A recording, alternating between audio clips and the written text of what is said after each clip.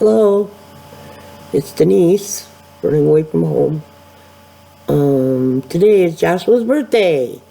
Joshua today, he was born in 1978. Oh, this is math. I gave up math when I quit nursing. I only do it for fun now. Well, let's see. Christopher will be 42. Joshua is 44 today. Jason will be 46 on the 18th of September. This is their even year. I had them, Jason and Josh are less than 2 years apart, but Joshua and Christopher are 2 years apart. A little more than 2 years apart. Anyway, so happy birthday, Josh.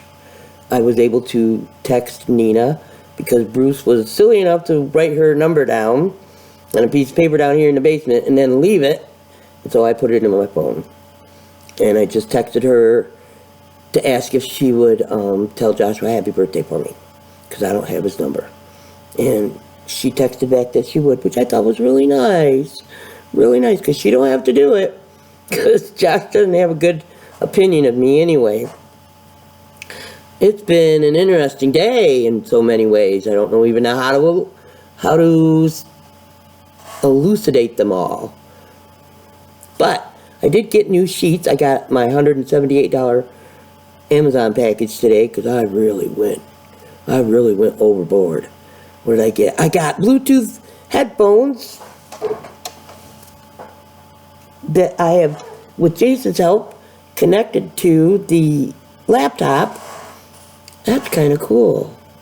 I wonder if I should try that. I'm not going to do that because I'm going to upload one today, because today was a momentous day.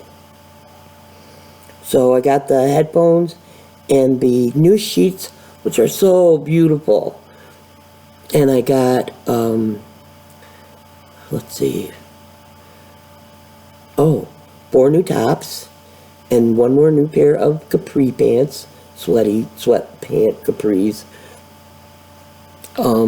I got new heads for this women's shaver where you can shave away your mustache and stuff. I got 4 new heads for that. Jason gave me a set of reading glasses, which actually worked, because I had to sit here and use my magnifying glass to read the instructions for the headphones.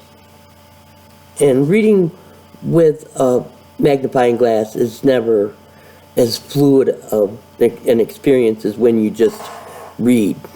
You know, you just see the whole thing at once, because you're moving it and you can't see the end of the sentence. And a lot of us, most of us, and it's been proven, it's like a Facebook meme, where you don't need to see the word spelled out completely, or you don't need to see the end of the sentence if you have enough information beforehand, or you don't need to read the whole sentence if you can, never mind. Anyway, it's not as fluid an experience as having your reading glasses on, because when he said, oh, I've got these in the car, I'll let you see them, I'll give them to you. And he did, and they're great. Did I show these? No.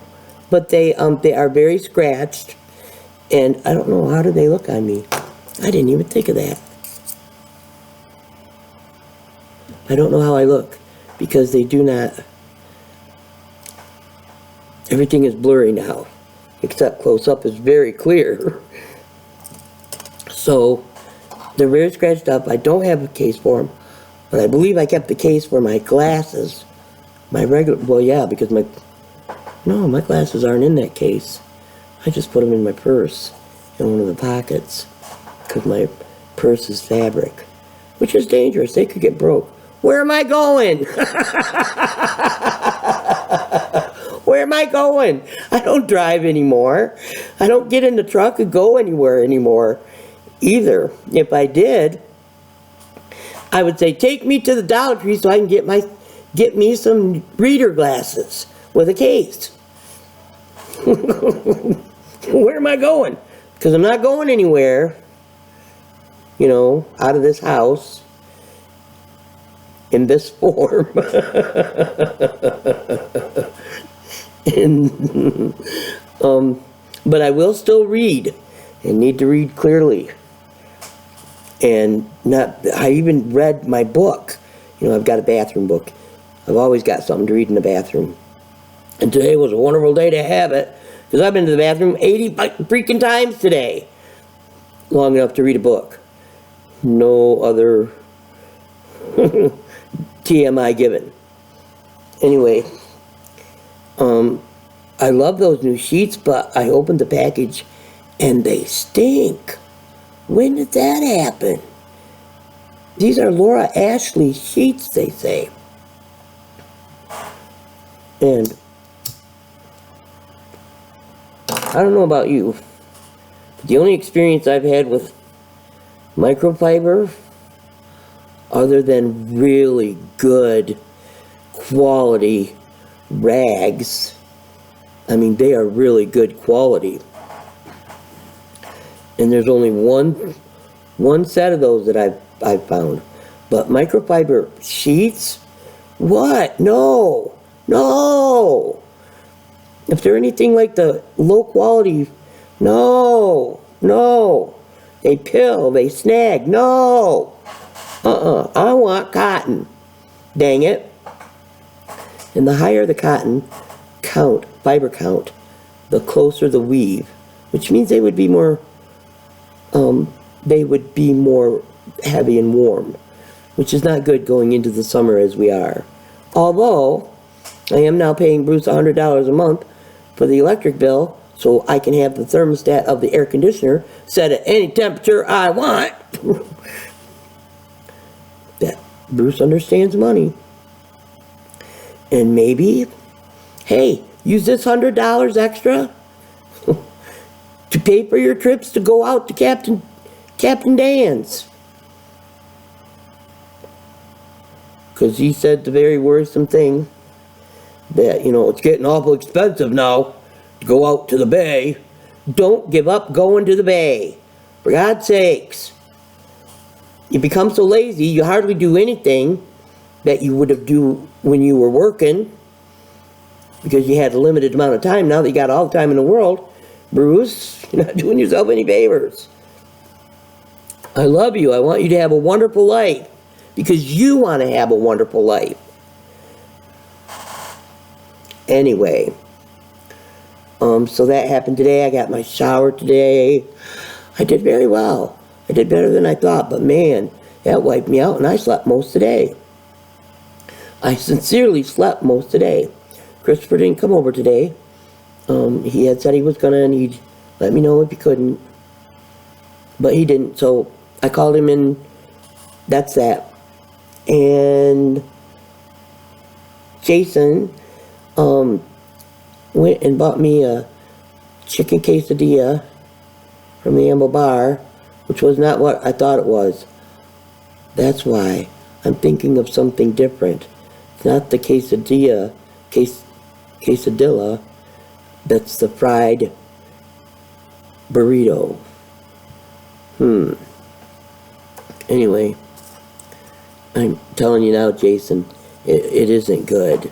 It isn't good. No. I hope that because he bought himself and Linda a meal, which I love doing. Filled up his car, which I love doing. Hope he brought himself a squirt and a pack of smokes, because he's got my card. Tomorrow, I will be getting a Dairy Bear Reese's Peanut Butter Cup Flurry. He'll bring it home from work. When he comes in to check me, because he checks me every day after work. He doesn't have to. I told him he could just text me, but he feels like he's got to come, which is nice. I get to spend a lot of time with Jason, like one of my most favorite people on earth. Like Christopher is one of my most favorite people on earth. Joshua is one of my most favorite people on earth. As challenging as you are, Josh, you've always been one of my most favorite people on earth. My goodness. My goodness. So it's been a big day, a big birthday day for you, Josh. And it was momentous for me. Now, let me tell you a story about your birth. You just shat me from your womb, Mom. Yes, I did, and you have no idea. the trial that was, because they said you were overdue because you were big. They could tell you were big. They did not do ultrasounds back then. Because when I was had Jason, they took an X-ray, and Jason's little bones, I was quite far along, Jason's bones showed up. And looked, it was horrifying. It was like I was carrying alien. This is 1976, remember. Anyway, with Joshua, I say as in the medical profession, weren't doing the ultrasounds on women, poor babies and whatnot. 3 boys, 3 children, all before 1981, and we weren't doing ultrasounds. We weren't doing epidurals. And even then, if you want to compare, we had it better than our mothers, who didn't even probably have Demerol, but they had something that put them in a foggy sleep that made them forget. Anyway, so Joshua's birth, they said he was overdue. So they decided, we all decided, good idea, to induce labor. This involves the use of the chemical Pitocin. Pitocin is a naturally occurring chemical hormone in your body that causes the uterus to contract. And you have no control over it. I compare it to those women who have had a baby. You boomer moms might understand this. Transition. Remember going from 8 to 10? And how horrid that is? That's what a Pitocin drip is. To me, that's what it was. It was like, oh my God, I am dying. There's no little build up. It's just boom. The contraction's there, and it feels like it's forever, and it's just the worst thing you've ever felt. And in your head, you're screaming, I will never do this again! But you always do. Not always, but you do. You forget. And that's part of a hormone trick too. There's a hormone that floats around in your body while you're pregnant that makes your mind less likely to remember. That's why you really cannot recall a labor pain, the pain of it, until you have that pain again. Then you're like, oh yes, that's what this feels like. And then afterwards you'll forget again. So they did the Pitocin. And I got sick and threw up all over the bed. And then my water broke. And that was the strangest thing. That's the only time my water ever broke naturally with 3 kids. And it felt like a pop. Ping. And then the bed was wet. And then I had Joshua. Huge. 10 pounds, 5.5 ounces. And they put me in my room. And I started feeling funny. Things weren't right. I'd had 1 baby, so I knew, and I just did not feel right. And I called the nurse and I said, I'm kind of gushy. I'm gushy. She said, what's that mean? This was Pam Peasley. May you rest in peace. And anything I say, I'm sorry about. But she was kind of a bitch. She had short little stubby fingers, and whenever I would go in to be checked, I would see Pat Peasley and I would go, oh, this will not be fun. And she was an older lady and rather staunch in her ways, and we did not click. We did not click, Pat Peasley and I. And so she's like, what? And I said, I don't know how to explain it, but so she pulls back the bed, and the bed's filled with blood, and she looks at my arm, the IV's in it, and they had not turned off the Pitocin. And for some reason, instead of it, after you have the baby, the Pitocin, instead of it making you, well, I don't know. Because I just bled, and they put me in Trendelenburg, which is your head is down here. Okay, head is down here, legs are up here in the bed, and everything got really exciting for a little while. Then it stopped. And then he sent me home, and I was astounded. I felt like I had no stitches at all with Jason. Oh, the stitches were horrible. I would sit and I would sit on a stitch and it would pull, and it was awful, buddy. Oh my God. Stitches down there. Think about it. Oh. And I was amazed because Joshua was so much bigger than Jason, and I did not feel any stitch. I did not.